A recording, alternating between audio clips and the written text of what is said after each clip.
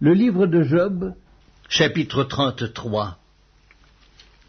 Maintenant donc, Job, écoute mes discours, prête l'oreille à toutes mes paroles.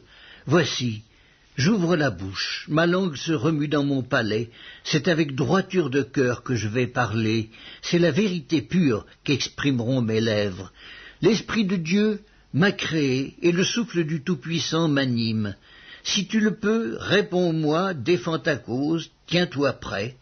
Devant Dieu, je suis ton semblable, j'ai été comme toi formé de la boue. Ainsi mes terreurs ne te troubleront pas et mon poids ne saurait t'accabler. Mais tu as dit à mes oreilles, et j'ai entendu le son de tes paroles, je suis pur, je suis sans péché, je suis net, il n'y a point en moi d'iniquité, et Dieu trouve contre moi des motifs de haine, il me traite comme son ennemi, il met mes pieds dans les ceps, il surveille tous mes mouvements. Je te répondrai qu'en cela tu n'as pas raison, car Dieu est plus grand que l'homme. Veux-tu donc disputer avec lui parce qu'il ne rend aucun compte de ses actes? Dieu parle cependant, tantôt d'une manière, tantôt d'une autre, et l'on n'y prend point garde. Il parle par des songes, par des visions nocturnes, quand les hommes sont livrés à un profond sommeil, quand ils sont endormis sur leur couche.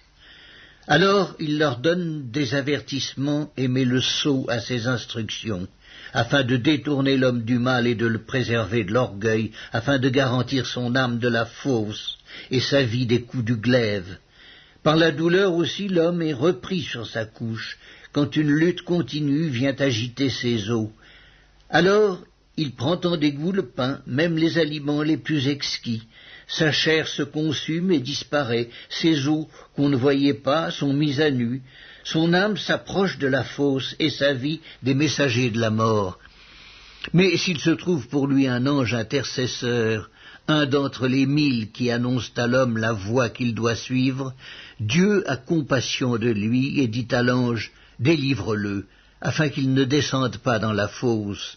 J'ai trouvé une rançon, et sa chair a plus de fraîcheur qu'au premier âge, il revient au jour de sa jeunesse.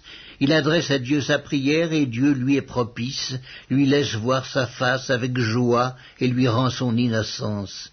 Il chante devant les hommes, et dit, j'ai péché, j'ai violé la justice, et je n'ai pas été puni comme je le méritais. Dieu a délivré mon âme pour qu'elle n'entrât pas dans la fosse, et ma vie s'épanouit à la lumière. Voilà tout ce que Dieu fait, 2 fois, 3 fois avec l'homme, pour ramener son âme de la fosse, pour l'éclairer de la lumière des vivants. Sois attentif, Job, écoute-moi. Tais-toi, et je parlerai. Si tu as quelque chose à dire, réponds-moi. Parle, car je voudrais te donner raison. Si tu n'as rien à dire, écoute-moi. Tais-toi et je t'enseignerai la sagesse.